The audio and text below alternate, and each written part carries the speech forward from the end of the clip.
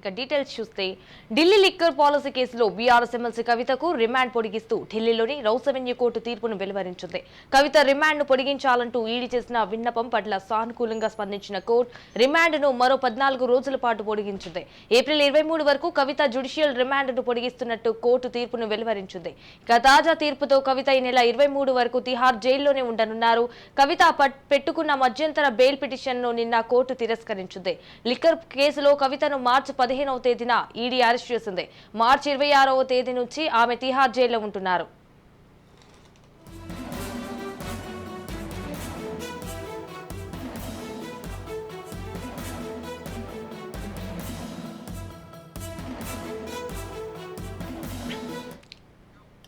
Delhi liquor policy కేసులో BRS MLC కవితకు remand పొడిగిస్తూ ఢిల్లీలోని రౌస్ అవెన్యూ కోర్టు తీర్పును వెలువరించింది.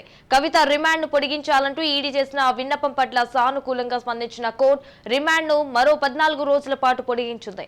ఏప్రిల్ 23 వరకు కవిత జ్యుడిషియల్ రిమాండ్ను పొడిగిస్తున్నట్టు కోర్టు తీర్పును వెలువరించింది. తాజా తీర్పుతో కవిత ఈ నెల 23 వరకు తిహార్ జైల్లోనే ఉండనున్నారు. ఇక కవిత పెట్టుకున్న మధ్యంతర బెయిల్ పిటిషన్ను నిన్న కోర్టు తిరస్కరించింది. లిక్కర్ కేసులో కవితను మార్చి 15వ తేదీన ఈడీ అరెస్ట్ చేసింది. మార్చి 26వ తేదీ నుంచి ఆమె తిహార్ జైల్లో ఉండనున్నారు.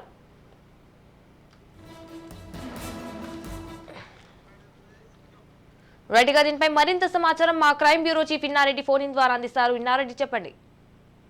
సంజన, నిన్న మనం చూసాం ఏమైతే మధ్యంతర బెయిల్ పిటిషన్ రద్దు చేసిన తర్వాత ఈ రోజు తిరిగి జ్యుడిషియల్ కస్టడీ సమయం అయిపోవడంతో ఈ రోజు మళ్ళీ కూడా ఆమెను కోర్టు ముందు ఆధారపరిచిన నేపథ్యంలో ఈ నెల 23 వరకు కవిత జ్యుడిషియల్ కస్టడీని పొడిగించడం జరిగింది. దాదాపు 2 వారాలు పొడిగించారు. అయితే ఆ కవిత బయట ఉంటే దర్యాప్తు ప్రభావితం అవుతుంది. అలాగనే ఇప్పటికే కొంతమంది అప్రూవర్స్ ఎవరైతే మాట్లాడు అప్రూవర్ బెదిరించిన నేపథ్యం ఉంది కాబట్టి ఎట్టి పరిస్థితుల్లో ఆమెకు బెయిల్ ఇవ్వకూడదని చెప్పిస్తున్న వాదన మీద నిన్న మధ్యంతర బెయిల్ కూడా క్యాన్సిల్ అయిపోయింది. ప్రస్తుతం అయితే మాత్రం ఇప్పుడు ఈడీ ఏమైతే వాదన వినిపించిందో ఒకవేళ కనుక బయట ఉంటే దర్యాప్తు ప్రభావం అవుతుందని దాని మీద, అలాగనే ఈ మధ్య విధానం మనీ లాండరింగ్ కేసు దర్యాప్తు సీరియస్ కొనసాగుతుంది. వీళ్ళందరూ అంటే కవిత ఈ విషయంలో అంటే మనీ లాండరింగ్ కేసు సంబంధించిన వ్యవహారంలో ఢిల్లీ లిక్కర్ స్కామ్ లో చాలా కీలకంగా ఉంది, కింగ్ పిన్ గా ఏమే ఉంది కాబట్టి ఎట్టి పరిస్థితుల్లో ఆమె జ్యుడిషియల్ కస్టడీ పొడిగించాలని చెప్పిన దాని మీదనే కోర్టు దాదాపుగా 2 వారాల పాటు పొడిగించడం జరిగింది. మరి దీని మీద